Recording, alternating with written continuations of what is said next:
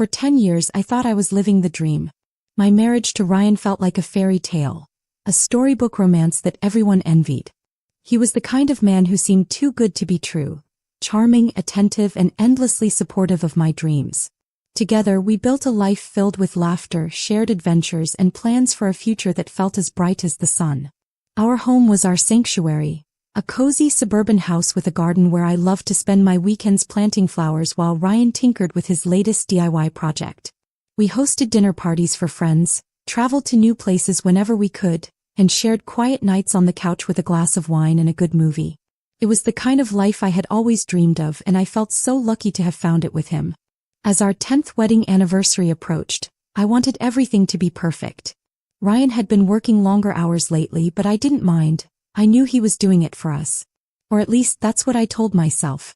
To celebrate the milestone, I planned a romantic dinner at our favorite restaurant, followed by a surprise getaway to the beach where we had honeymooned. I couldn't wait to see the look on his face when I told him. The morning of our anniversary, Ryan surprised me with a beautiful bouquet of roses and a handwritten card. To my beautiful wife, it read, "Thank you for 10 incredible years. Here's to many more." His words warmed my heart, and I couldn't help but feel a surge of gratitude for the life we had built together. That afternoon, as I prepared for the evening, I found myself reminiscing about our journey. I thought back to the day we met, a chance encounter at a cafe where we both reached for the same book on a shelf.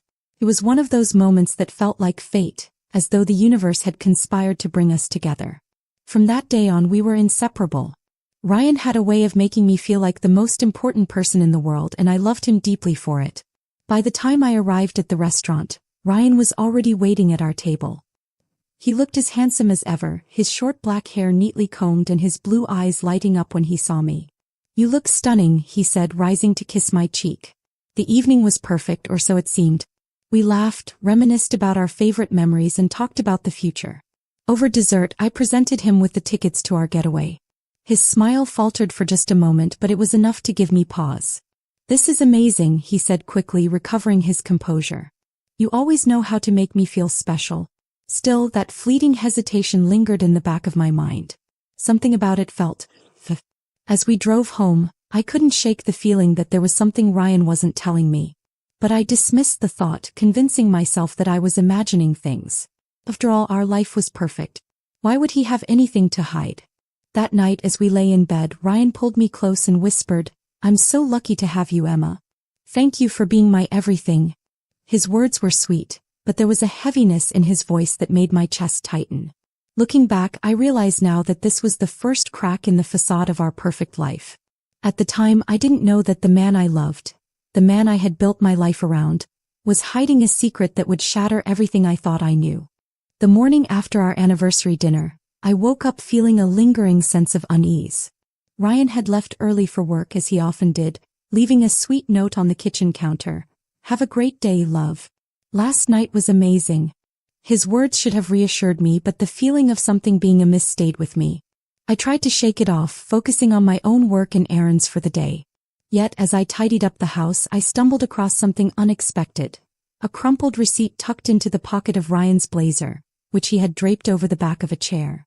At first, I didn't think much of it. Ryan often brought home receipts from work lunches or gas stations. But when I smoothed out the paper, my heart sank. It wasn't from a work-related expense or a casual purchase. The receipt was from an upscale jewelry store in the city, dated just 2 days before our anniversary. My mind raced. Ryan hadn't mentioned buying jewelry, and there had been no new gift or surprise during our dinner. The thought that he might have purchased something for me but forgotten to give it crossed my mind, but it didn't sit right. Ryan was meticulous about these things. If he had planned a gift, he would have given it to me already. I tried to dismiss the gnawing doubt, convincing myself that there had to be a reasonable explanation. Maybe he'd bought something for a family member or a colleague. But as the day wore on, the questions in my mind grew louder. That evening, when Ryan returned home, I couldn't bring myself to ask him about the receipt. He greeted me with his usual warmth, kissing me on the cheek and asking about my day. I watched him closely, searching for signs of deceit, but his demeanor was as calm and affectionate as ever. "Did you have a good day?" he asked, setting his briefcase down by the door. "Yeah," I replied, forcing a smile. "Pretty uneventful." We ate dinner together, the conversation light and casual.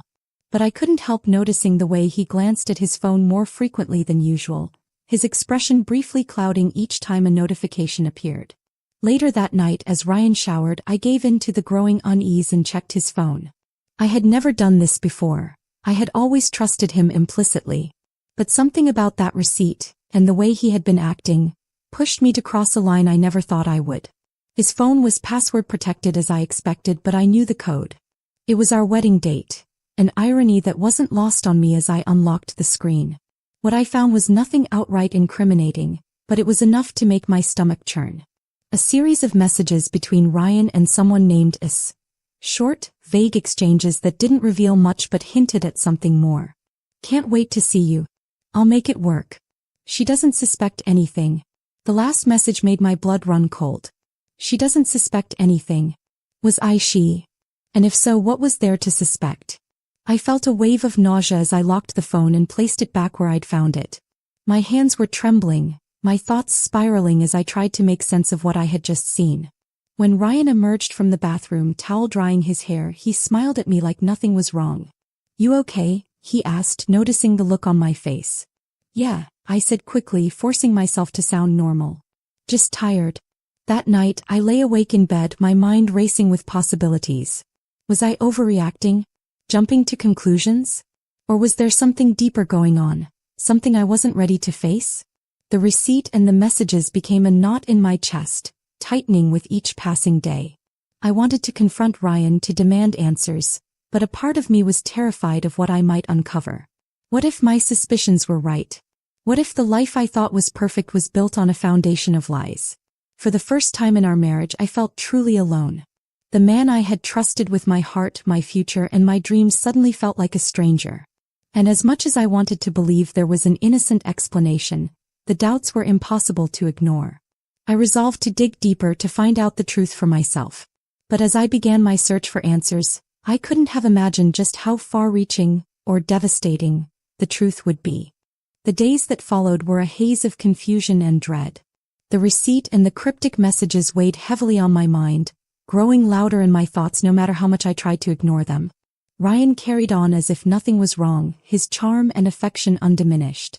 But to me, every word, every gesture felt like it could be hiding something deeper.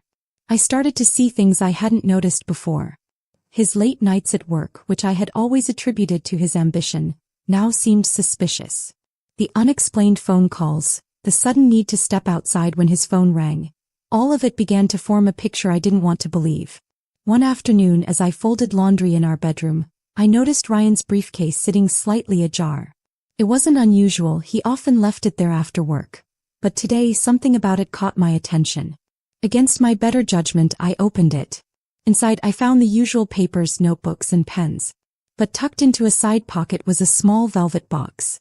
My heart skipped a beat as I reached for it, my hands trembling. When I opened it, I found a delicate necklace with a heart-shaped pendant encrusted with tiny diamonds. It was beautiful, too beautiful to be a random purchase. But it wasn't for me. I knew that without a doubt. Ryan had already given me a gift for our anniversary. A thoughtful, if modest, bracelet. This necklace was different, extravagant in a way that didn't match his usual taste. I closed the box and placed it back in the briefcase, my chest tightening with a mix of anger and fear. Who was it for? And why hadn't he told me about it? That evening, as we sat down for dinner, I found myself watching him closely, searching for cracks in his facade. He was as attentive as ever, asking about my day and sharing stories from work. But now, every word felt rehearsed, every smile forced. Is everything okay at work? I asked casually, testing the waters. He glanced at me, a flicker of something unreadable passing across his face. Yeah, just busy as usual. Why? No reason, I said quickly, forcing a smile. You just seem distracted lately. I'm fine, he said, his tone reassuring. You don't need to worry about me. But I did worry. His response, though calm, only fueled my suspicions. That night, as he slept soundly beside me, I lay awake, my mind racing with possibilities. Was he seeing someone else? Was the necklace meant for her? The thought made my stomach churn. But as much as I wanted answers, I was afraid to confront him directly. What if I was wrong?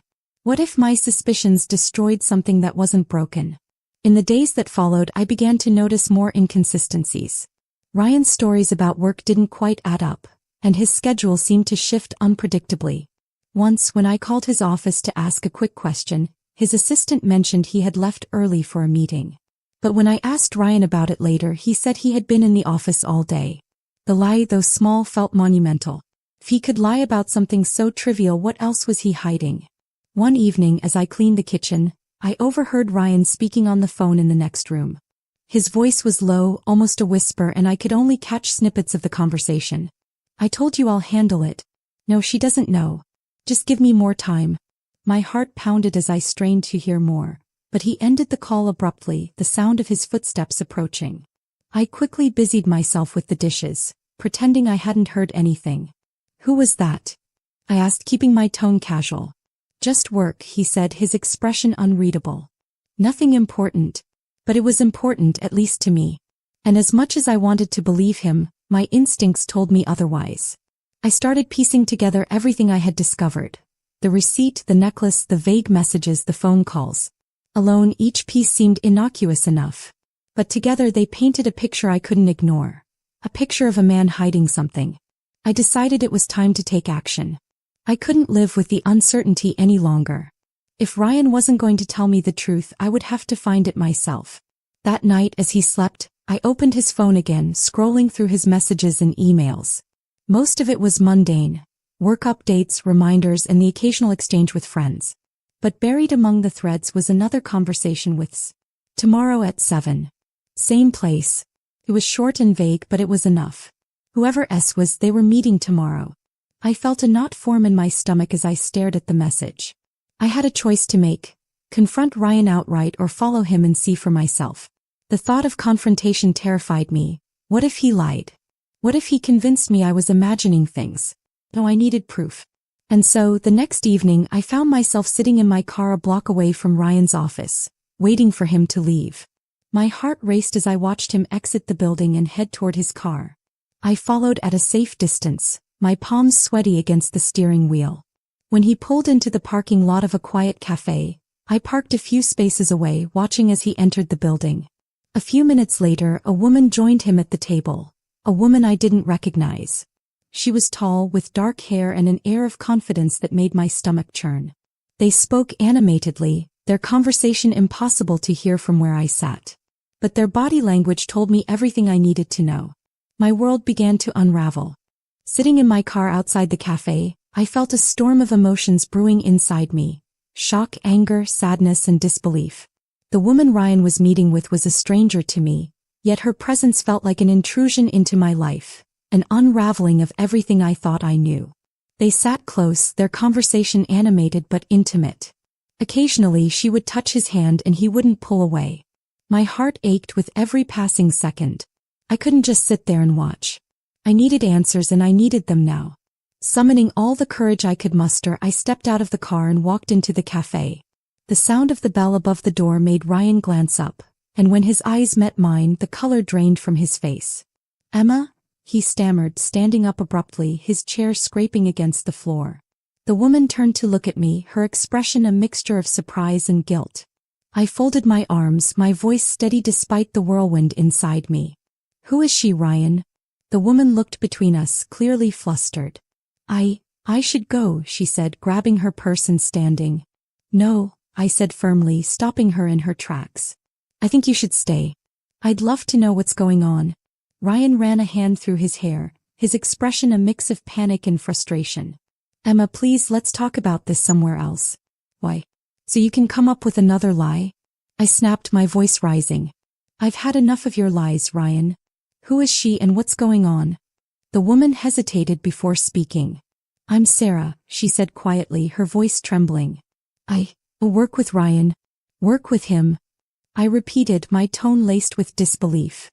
"This doesn't look like a work meeting." Ryan stepped closer, lowering his voice. "Emma, it's not what you think."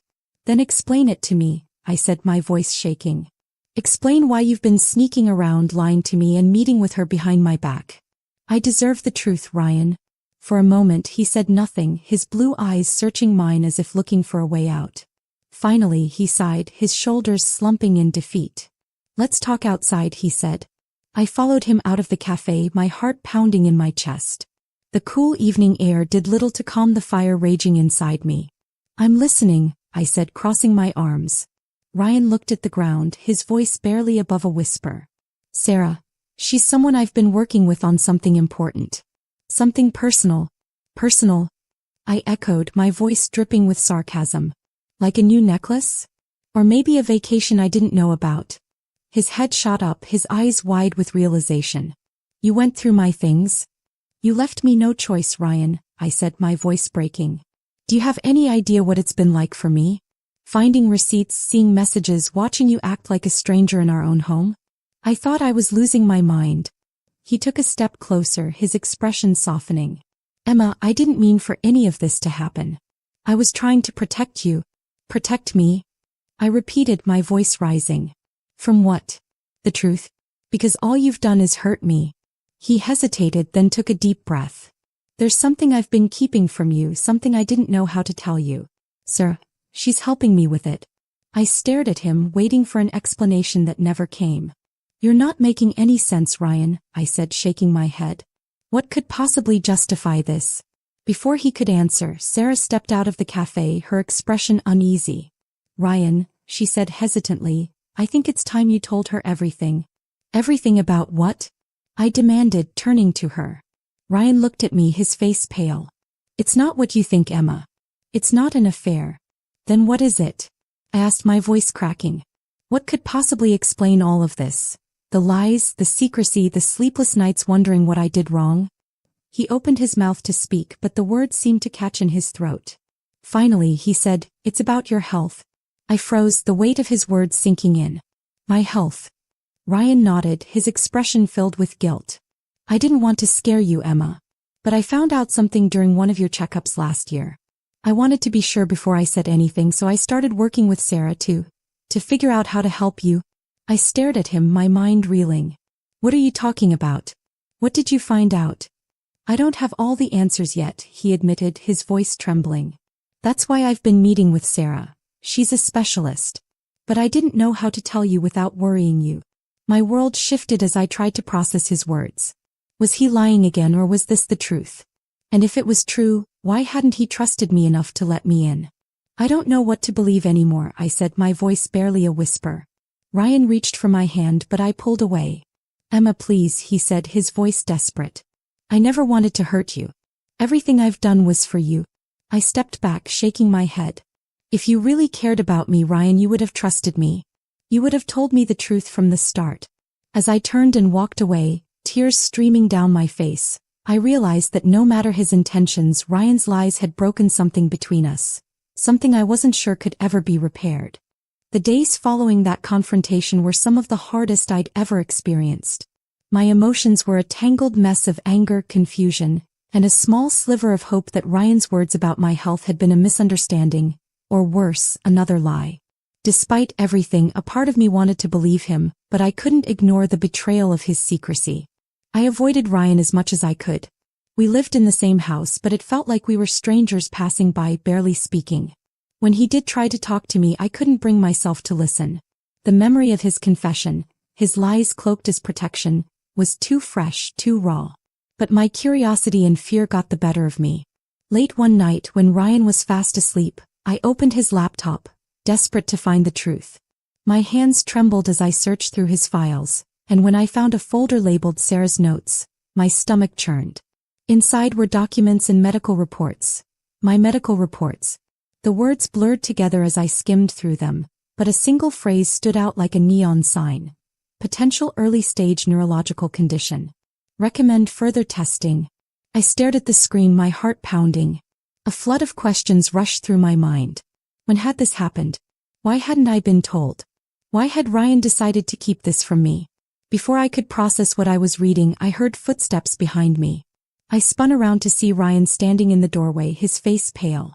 Emma, he said, his voice filled with guilt. You weren't supposed to see that. I stood, holding the laptop as though it were a weapon. When were you going to tell me, Ryan? I demanded, my voice trembling. Were you just going to keep this a secret forever? I was waiting for the right time, he said, stepping closer. I didn't want to scare you until I was sure. Sure of what? I snapped. That I'm sick? That my life might be falling apart without me even knowing it. He ran a hand through his hair, his eyes pleading. I didn't want you to worry, Emma. I thought I could figure it out, find the best doctors, and then tell you when I had a solution. I shook my head, tears streaming down my face. You had no right to make that decision for me. This is my life, Ryan. My body. How could you hide this from me? I was trying to protect you, he insisted. Protect me? I repeated, my voice rising. You've been lying to me for months, meeting with her, keeping secrets, and now you want to act like it was for my benefit? Do you have any idea how betrayed I feel? Ryan stepped closer, his hands outstretched as if to calm me. Emma, please, I didn't mean to hurt you. I didn't know how to tell you. I didn't want to lose you. His words hung in the air, heavy with regret. For a moment I didn't know what to say. Part of me wanted to believe him, to accept that his intentions had been pure. But the damage had been done, and I wasn't sure I could forgive him for the choices he had made without me. I need time, I said finally, my voice barely above a whisper. Ryan nodded, his shoulders slumping. Take all the time you need, he said. But please, Emma, don't shut me out completely. I love you. I've always loved you. His words stung, a painful reminder of the man I had once trusted completely. Without another word, I walked past him, clutching the laptop as if it could somehow shield me from the truth. The next morning, I made an appointment with my doctor.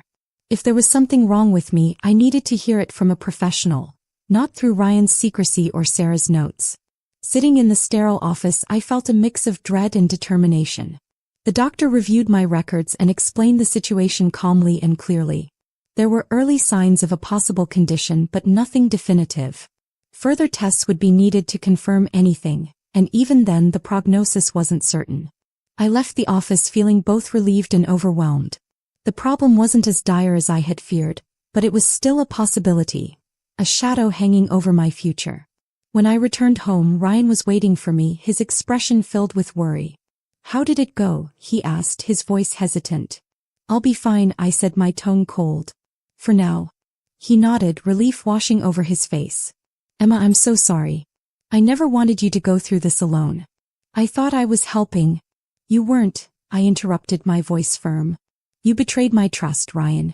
You made decisions for me that weren't yours to make. I don't know if I can forgive that. He looked at me, his blue eyes filled with regret. I'll do whatever it takes to make this right, he said softly. I didn't respond. I couldn't. My emotions were too raw, my thoughts too tangled. All I knew was that my world had been turned upside down and it would take time to figure out how to move forward. If I even could. In the weeks that followed, the distance between Ryan and me grew unbearable.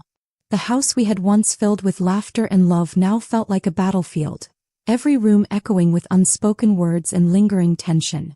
I couldn't look at him without feeling the weight of his betrayal pressing down on my chest. Ryan tried to bridge the gap, but his efforts only served to deepen my resentment. He would leave notes on the kitchen counter, text me throughout the day, and offer to accompany me to my follow-up doctor appointments. But I couldn't forget how he had robbed me of my agency, how he had made decisions about my life without my consent. One evening, after another failed attempt at small talk over dinner, I finally broke the silence. Do you even realize how much you've hurt me, Ryan? I asked, my voice trembling. He looked up from his plate, his blue eyes filled with guilt. Emma, I never meant to hurt you. I was trying to protect you. Stop saying that. I snapped, slamming my fork down on the table. Do you have any idea what it feels like to know the person you trusted most has been lying to you?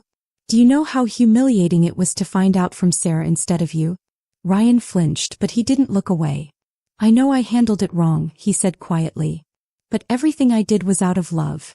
Love doesn't look like this, I said, tears streaming down my face. Love is about trust, Ryan. It's about making decisions together, not keeping secrets and assuming you know what's best for the other person. He reached for my hand, but I pulled away. Emma, I'm sorry, he said, his voice breaking. I'll do whatever it takes to fix this. I shook my head, standing up from the table. You can't fix this, Ryan. You broke something I don't know how to repair. That night, I slept in the guest room for the first time in our marriage. As I lay awake staring at the ceiling, I wondered if this was the beginning of the end. The man I had loved and trusted for so many years now felt like a stranger, and I wasn't sure how to move forward. The following days were a blur of tension and avoidance. I threw myself into work and spent as much time out of the house as possible. Ryan, meanwhile, seemed to be walking on eggshells, giving me space while still trying to show he cared. One evening, as I was scrolling through social media, I stumbled across a photo that made my stomach drop. It was a picture of Sarah at a work event, standing next to Ryan. The caption read, "Couldn't have pulled this off without my amazing partner." Partner. The word echoed in my mind, stoking the embers of doubt that refused to die. I told myself it was just a professional relationship, that I had no reason to mistrust Ryan any more than I already did. But the image of them standing side by side, her confident smile, his familiar charm, made it impossible to ignore the nagging voice in my head. I decided to confront him once and for all.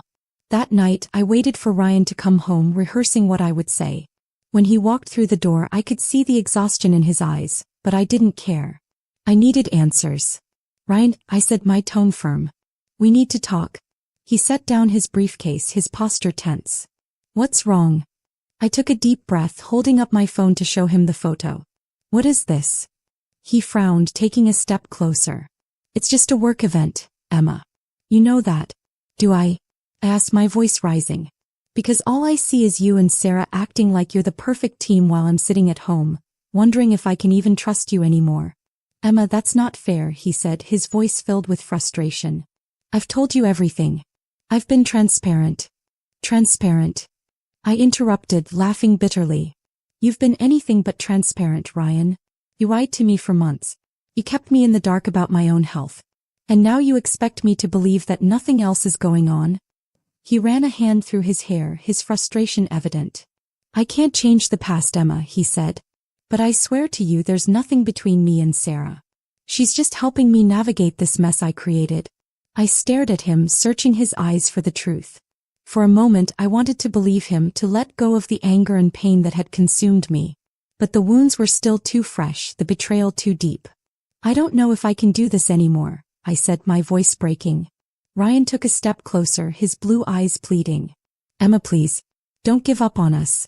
We've been through so much together. We can get through this too." I shook my head, tears streaming down my face. "You don't get it, Ryan.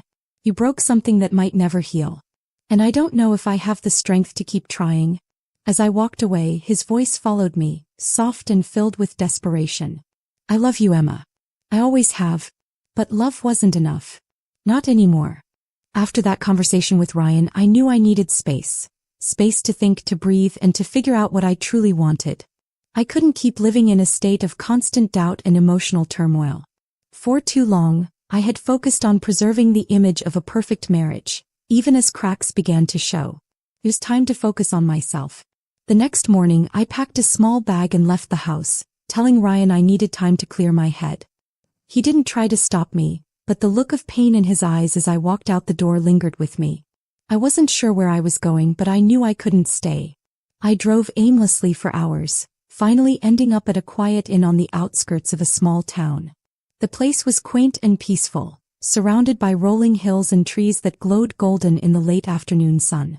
It was exactly what I needed, a retreat from the noise and chaos of my life. The first few days were difficult. I felt untethered, like a ship adrift with no anchor. Without the routine of my marriage, I wasn't sure who I was or what to do with myself. I spent hours sitting by the window of my room, staring out at the landscape and trying to make sense of my emotions. Eventually, I forced myself to take small steps toward healing.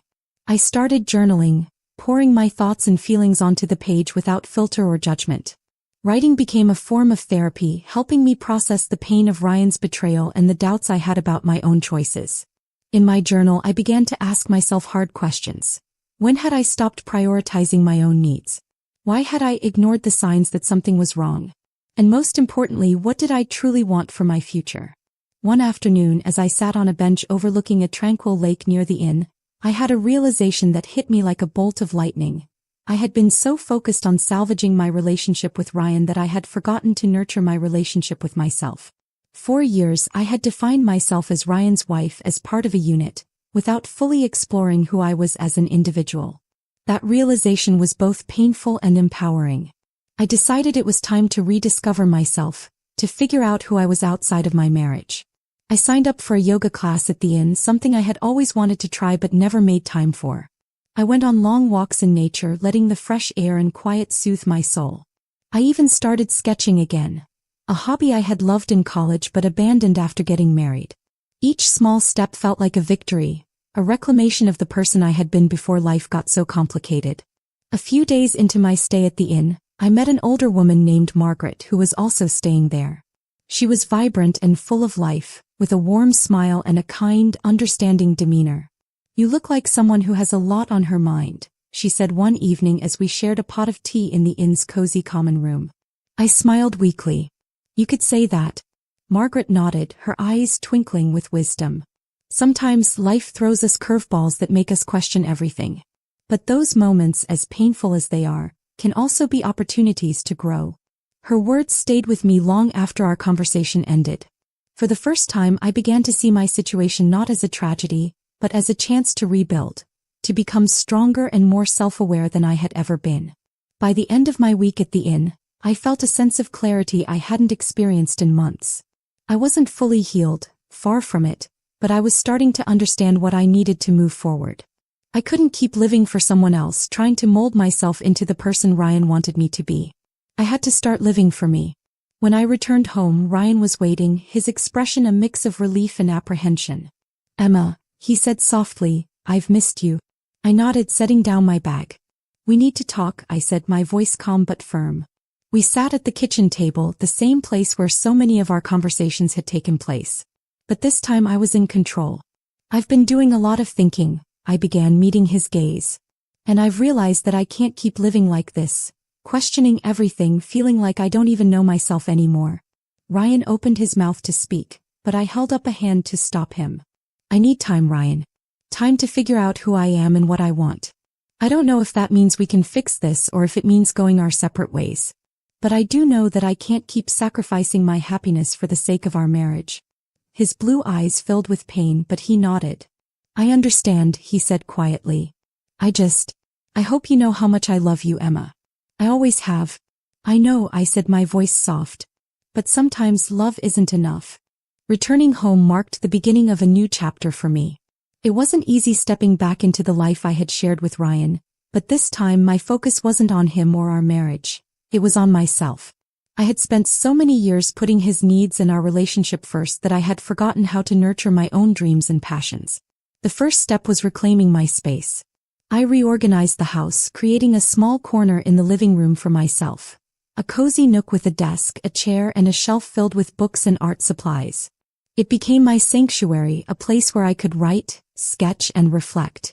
One day, as I sorted through old boxes in the attic, I stumbled across a sketchbook from my college days. Flipping through its pages, I was struck by how vibrant and carefree my drawings had been back then. I had loved creating art, pouring my emotions onto the page, but somewhere along the way I had let that part of me fade. That evening, I set up my sketchpad and pencils and began to draw for the first time in years. It felt awkward at first, my hand unsure and hesitant. But as the hours passed, I lost myself in the process, rediscovering the joy of creating something from nothing. As I began to reconnect with myself, I also started to explore new interests. I joined a local yoga class, something I had always wanted to try but never made time for. The studio was small and welcoming, filled with people of all ages and backgrounds. The first session was challenging. I felt clumsy and out of place, but the instructor's gentle encouragement kept me going. By the end of the class, I felt a sense of calm and accomplishment I hadn't experienced in months.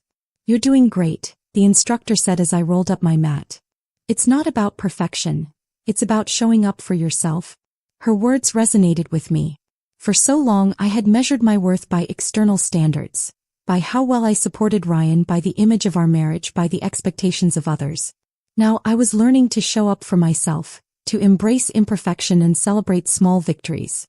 Around this time I reconnected with Clara, an old friend from college who had always been a source of positivity in my life. We hadn't spoken in years, but when I reached out, she welcomed me back into her life with open arms. Over coffee one afternoon, I shared my story with her. The betrayal, the heartbreak, and my journey toward healing. Clara listened without judgment, her presence warm and reassuring. "Emma," she said, placing her hand over mine. You've been through so much, but look at you now. You're rediscovering who you are, and that's something to be proud of. Her words brought tears to my eyes. For the first time, I began to see myself not as a victim of my circumstances, but as someone who was actively choosing to grow and evolve. Clara introduced me to a community of women who shared similar experiences. Divorcees, widows, and others navigating the complexities of life after loss. Their stories were raw and inspiring, filled with resilience and hope. Being part of this group gave me a sense of belonging, a reminder that I wasn't alone in my journey. One evening, as I sat in my nook sketching, I realized how much I had changed in just a few weeks. The woman who had once felt lost and broken was beginning to feel whole again. I wasn't the same person I had been before Ryan's betrayal, but I was stronger, more self-aware, and more determined to live life on my own terms. My art became an outlet for my emotions, a way to process the pain and transform it into something beautiful. I started sharing my drawings online, and to my surprise, they resonated with others. Messages began pouring in from people who found comfort and inspiration in my work. You have a gift, Clara said one day as we looked through my sketches. You should share it with the world. Her encouragement planted a seed of possibility in my mind. What if my art could be more than just a personal outlet? What if it could become a way to connect with others and make a difference? For the first time in a long time, I felt a sense of purpose. I wasn't just healing, I was thriving, uncovering hidden strengths I hadn't realized I possessed. My life wasn't perfect, but it was mine, and I was determined to make the most of it. The person I was becoming felt like a stranger and an old friend all at once. I was rediscovering pieces of myself I had forgotten, and in doing so I was building a new foundation, one that couldn't be shaken by betrayal or loss. Amid my journey of self-discovery, life threw me an unexpected curveball. One afternoon while I was sketching in the park, a man approached me. He had a kind smile, wavy dark brown hair, and warm hazel eyes. He looked vaguely familiar, but I couldn't place him right away. Emma, right? He said, stopping a few feet away. I squinted at him, trying to place his face. Yes. Do I know you? He chuckled softly. It's been a while. I'm Liam. We met a couple of years ago at one of Ryan's work events. Recognition dawned on me. Liam had been a colleague of Ryan's, someone I'd met briefly at a company party. At the time, he had struck me as polite but reserved, blending into the background while others commanded attention. Oh, right, I said, setting my pencil down. It's nice to see you again. He gestured to the bench. Do you mind if I sit? Not at all, I replied, scooting over to make room. Liam sat down, his gaze falling on my sketchbook. That's beautiful, he said, nodding toward the half-finished drawing of the park's fountain. Thank you, I said, feeling a flicker of pride. It's just a hobby. You have real talent, he said earnestly. You should consider doing something with it. I smiled, appreciating his kind words. For a few minutes we made small talk, exchanging pleasantries about the weather and the park. But then his tone shifted, becoming more serious. Emma, he said, his hazel eyes meeting mine, I hope I'm not overstepping, but I heard about what's been going on with you and Ryan. My stomach tightened. What did you hear? Just bits and pieces, he said cautiously. Ryan mentioned you two were having a rough time. I wanted to check in and see how you're doing. I hesitated, unsure of how much to share. But there was something genuine about Liam's concern, something that made me feel like I could trust him. It's been hard, I admitted, looking down at my sketchbook. A lot has happened, and I'm trying to figure out how to move forward. Liam nodded, his expression thoughtful. For what it's worth, you're stronger than you realize. I can see it in the way you carry yourself, the way you're rebuilding your life. Not everyone has that kind of resilience. His words caught me off guard. I had spent so much time feeling weak and broken that I hadn't stopped to consider how far I had come. Thank you, I said softly. Over the next few weeks, Liam and I crossed paths more often. He had recently moved to the area and was spending his weekends exploring the neighborhood. We began meeting at the park regularly, our conversations becoming a source of comfort and clarity for me. Liam had a way of listening that made me feel truly heard. He never offered empty platitudes or tried to fix things for me. Instead, he encouraged me to trust my instincts and prioritize my happiness. One afternoon as we sat by the lake, I shared something I hadn't admitted to anyone else. Sometimes I feel like I failed, I said, my voice barely above a whisper. Like I wasn't enough for Ryan. Liam shook his head firmly. Emma, you didn't fail. If anything, you gave more than anyone could ever expect. Relationships aren't about being enough. They're about partnership, mutual respect, and trust. Ryan made choices that broke that trust. It's not your burden to carry. His words hit me like a tidal wave, washing away some of the guilt and self-doubt I had been holding on to. You're right, I said, a small smile forming on my lips. I've spent so much time blaming myself for what went wrong, but it wasn't all on me. Exactly, Liam said, his hazel eyes warm. You deserve to be with someone who sees your worth and treats you the way you deserve to be treated. Liam's presence in my life became a turning point. He wasn't just an unexpected ally, he was a reminder of what it felt like to be seen and valued for who I was. While I wasn't ready to entertain the idea of a new relationship, Liam's friendship helped me realize that there were people in the world who could offer support without strings attached. He reminded me that I wasn't alone, that I didn't have to carry the weight of my struggles in isolation. Through my conversations with Liam, I began to rebuild my confidence and sense of self-worth. I started setting boundaries with Ryan, asserting my independence and making it clear that I needed space to heal.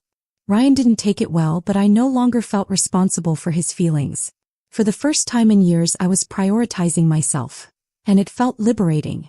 After months of focusing on myself, I began to notice something unexpected. Hope. It wasn't the kind of overwhelming, all-consuming hope I had felt in the early days of my marriage, but a quiet, steady feeling that maybe, just maybe, my story wasn't over. I had spent so long believing that my worth was tied to my role as Ryan's wife that I had forgotten who I was outside of that identity. But as I rebuilt my life, piece by piece, I started to see myself in a new light.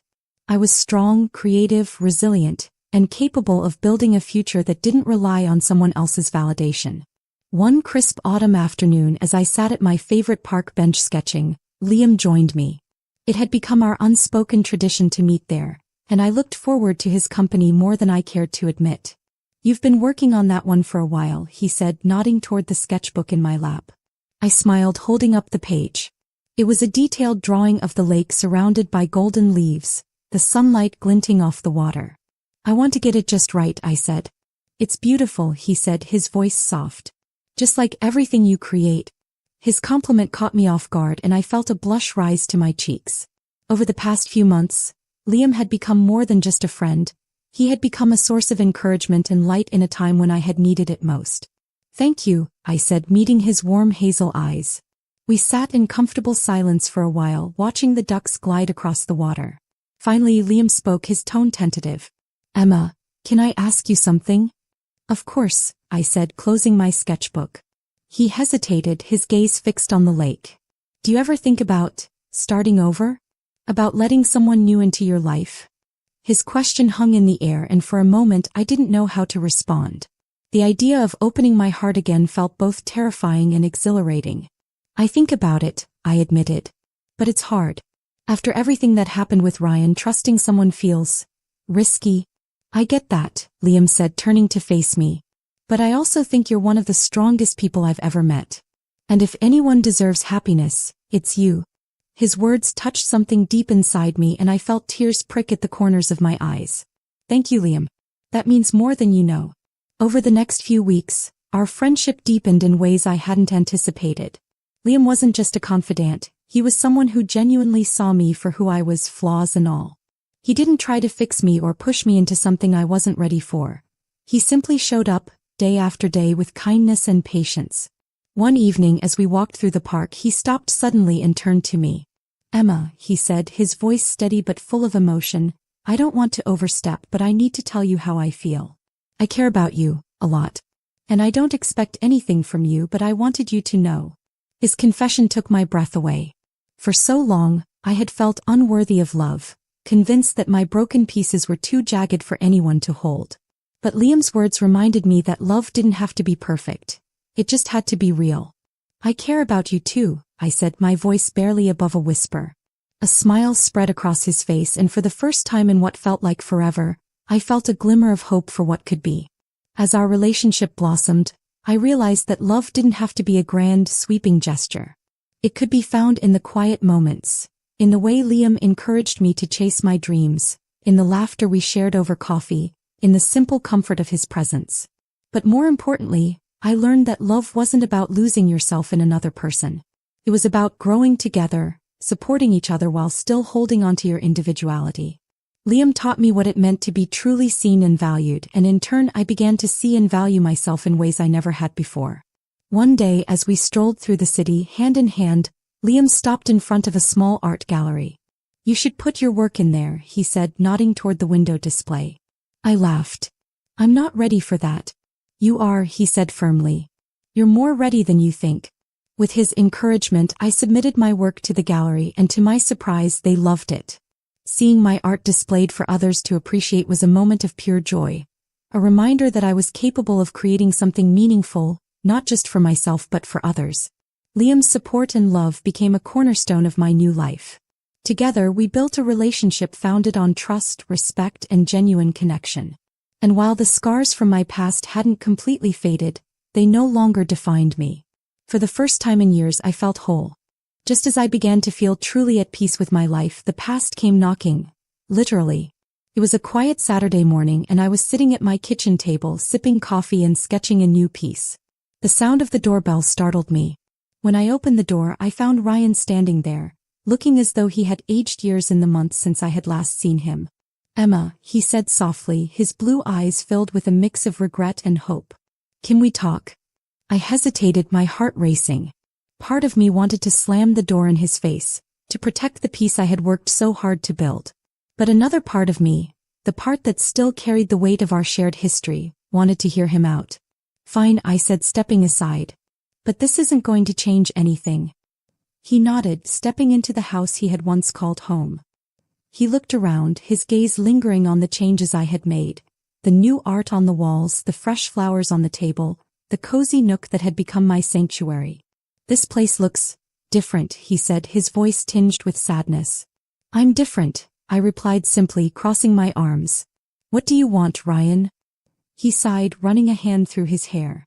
"I know I'm the last person you want to see right now, but I've been doing a lot of thinking. About us, about everything that happened, and—" I prompted, my tone firm. "I messed up," he admitted, his voice breaking. "I betrayed your trust, I hurt you, and I made choices that pushed you away. I see that now, and I hate myself for it." I looked at him, searching his face for sincerity. "Why are you here, Ryan? What do you expect me to do with this?" "I don't expect anything," he said quickly.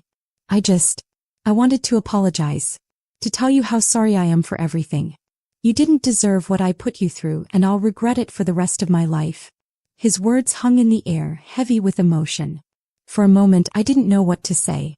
I had spent so much time grieving the end of our marriage, replaying the moments that had led to its collapse. And now here he was asking for forgiveness. "I appreciate your apology," I said finally, my voice steady. "But it doesn't change what happened. You broke something between us, Ryan, something I can't get back." He nodded, his shoulders slumping. "I know. I hoped there might still be a chance for us." My chest tightened. "Ryan, I've moved on. I've spent months rebuilding my life, learning how to be happy again. And for the first time in a long time, I feel like myself. I can't go back to the person I was when I was with you." "I still love you," he said, his voice barely above a whisper. The words hit me like a wave, but instead of pulling me under, they rolled off me.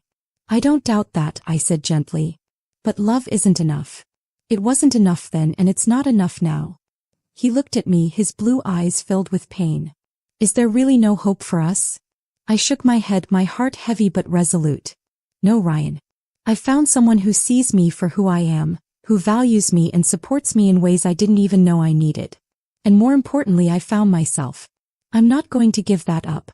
Ryan left that day, and while it was difficult to watch him walk away, I felt a sense of closure I hadn't expected.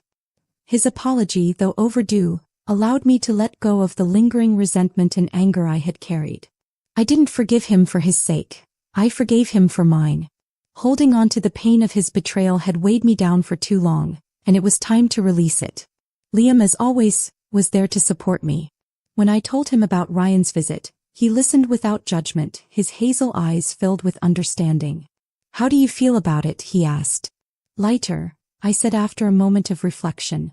"Like I can finally move on without any loose ends." He smiled, reaching for my hand. "You've come so far, Emma. I'm proud of you." The experience reaffirmed what I already knew. My past didn't define me. It had shaped me, yes, but it didn't hold the power to dictate my future. Ryan's return had been a test, a final challenge to see if I could stand firm in the new life I had built. And I had passed. The morning sun streamed through the windows, filling my home with warmth and light. It was a stark contrast to the heavy shadows that had lingered there not so long ago. As I stood in my little nook, gazing at the sketches I had been working on for my upcoming gallery exhibit, I felt a profound sense of peace. This was my life now, a life I had rebuilt from the ground up, filled with purpose, passion, and people who truly valued me. The woman I saw in the mirror was no longer the same person who had been consumed by heartbreak and doubt. I was stronger, more confident, and fully in control of my destiny. Liam entered the room carrying 2 cups of coffee. His hazel eyes sparkled as he handed me a mug. "Nervous about the exhibit?" he asked with a teasing smile. "A little," I admitted, wrapping my hands around the warm mug. "But mostly excited." "You're going to be amazing," he said, leaning down to kiss my forehead. "You've worked so hard for this." His unwavering support had been a cornerstone of my journey. Liam wasn't just a partner. He was a reminder that love could be gentle, uplifting, and empowering. That evening, the gallery buzzed with energy as people admired the artwork on display. My pieces were scattered throughout the room, each one a testament to the emotional journey I had undergone. As I walked through the crowd, I overheard snippets of conversations, people discussing the depth of emotion in my work, the stories they saw in every stroke of the pencil. It was surreal standing in a room filled with strangers who connected with something so deeply personal. For the first time in years, I felt truly seen, not as someone's wife or someone's ex, but as myself. Liam stayed by my side, his presence a steady anchor as I navigated the whirlwind of compliments and questions. At one point, Clara appeared, her face glowing with pride. "You did it, Emma," she said, pulling me into a hug. "I always knew you had it in you." "Thank you," I said, my voice thick with emotion. As the evening wound down, I stepped outside to take a breath. The cool night air was refreshing, and I found myself gazing at the city lights, reflecting on how far I had come. Ryan's betrayal had been devastating, a blow I hadn't thought I could recover from. But in the end, it had forced me to confront truths about myself and my life that I had been avoiding. It had pushed me to rediscover my passions, to rebuild my confidence, and to find a love that truly honored who I was. Liam joined me outside, slipping his hand into mine. "Penny for your thoughts?" he asked. I smiled, leaning into him. "Just thinking about how much has changed." "How much I've changed?" He nodded, his hazel eyes warm. "You've come so far, Emma. And this is just the beginning." He was right. My journey wasn't over. It was only just beginning. But this time I wasn't afraid. I had faced heartbreak and come out stronger, more resilient, and ready to embrace whatever the future held. As I stood there, surrounded by the glow of the city and the warmth of Liam's presence, I realized something important. I wasn't defined by the pain of my past. I was defined by the strength it had taken to overcome it. And for the first time in a long time, I felt whole, happy, and ready to live a life that was truly my own.